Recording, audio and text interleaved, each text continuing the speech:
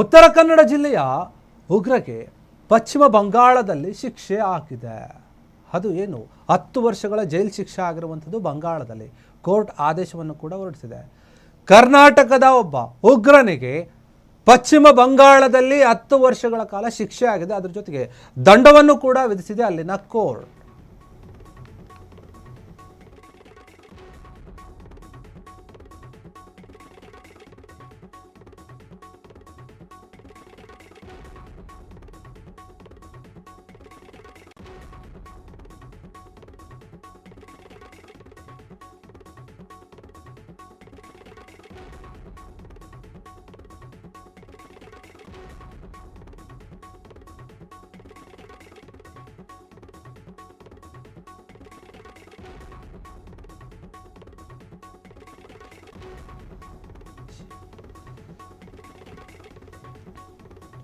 ಉತ್ತರ ಕನ್ನಡ ಜಿಲ್ಲೆಯ ಉಗ್ರನಿಗೆ ನೋಡಿ ಪಶ್ಚಿಮ ಬಂಗಾಳದಲ್ಲಿ ಶಿಕ್ಷೆ ಆಗಿರುವಂಥದ್ದು.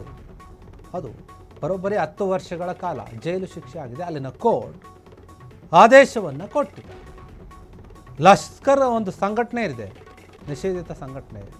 ಆ ಸಂಘಟನೆಗೆ ಉಗ್ರರನ್ನ ಈತ ನೇಮಕ ಮಾಡ್ತಾ ಇದ್ದ ಎನ್ನುವಂಥ ವಿಚಾರ ಆರೋಪ ಏನು ಕೇಳಿರುತ್ತಲ್ಲ ಅದು ಸಾಬೀತಾಗಿದೆ. ಅದಕ್ಕೆ ಈತನಿಗೆ 10 ವರ್ಷ ಶಿಕ್ಷೆ ಕೊಡಲಾಗ್ತದೆ.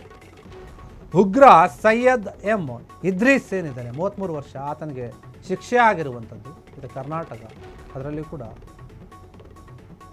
ಏನು ನಮ್ಮ ಕರಾವಳಿ ಭಾಗ ಅಂತ ಏನು ಹೇಳ್ತೀವಿ ಆ ಭಾಗ ಉತ್ತರ ಕನ್ನಡ ಜಿಲ್ಲೆಯ ವ್ಯಕ್ತಿ ಈತನಿಗೆ ಅಲ್ಲಿ ಶಿಕ್ಷೆ ಆಗಿದೆ.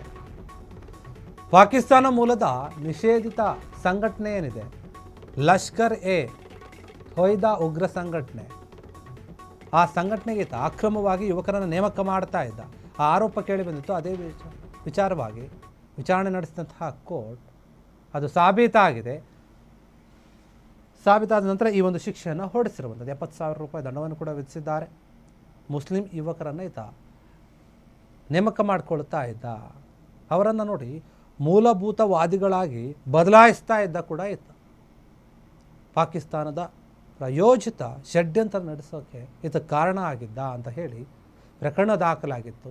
ಇದೇ ಪ್ರಕರಣದ ವಿಚಾರವಾಗಿ ಈತನ್ನು ಬಂಧಿಸಿರ್ತಾರೆ. ಉಗ್ರ ಸಂಘಟನೆಯಿಂದ ಈತ ಬೇರೆ ಬೇರೆ ರೀತಿಯಾದಂಥ ಸೋಷಿಯಲ್ ಮೀಡಿಯಾಗಳ ನಿರ್ವಹಣೆಯನ್ನು ಮಾಡ್ತಾ ಇದ್ದ, ನೋಡ್ಕೊಳ್ತಾ ಇದ್ದ ಸೋಷಿಯಲ್ ಮೀಡಿಯಾ ಪ್ಲಾಟ್ಫಾರ್ಮ್ಗಳನ್ನು.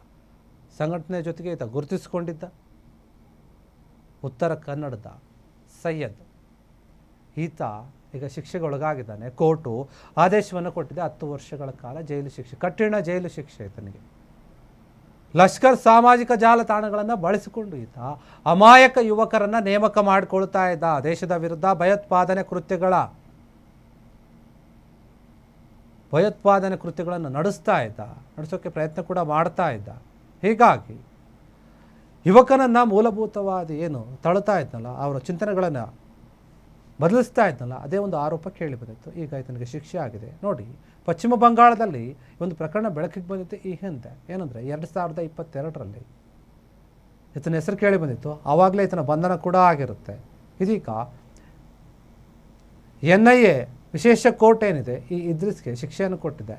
10 ವರ್ಷಗಳ ಕಾಲ ಕಠಿಣ ಜೈಲು ಶಿಕ್ಷೆ, ಅದರ ಜೊತೆಗೆ 70,000 ರೂಪಾಯಿ ದಂಡವನ್ನು ವಿಧಿಸಿದೆ. ಕ್ಷಣ ಕ್ಷಣದ ಸುದ್ದಿಗಳಿಗಾಗಿ ಫ್ರೀಡಂ ಟಿವಿ ಸಬ್ಸ್ಕ್ರೈಬ್ ಮಾಡಿ, ಲೈಕ್ ಮಾಡಿ ಹಾಗೂ ಫಾಲೋ ಮಾಡಿ. ಹೊಸ ಸುದ್ದಿಗಳ ನೋಟಿಫಿಕೇಶನ್ಗಾಗಿ ಬೆಲ್ ಐಕಾನ್ ಮೇಲೆ ಕ್ಲಿಕ್ ಮಾಡಿ.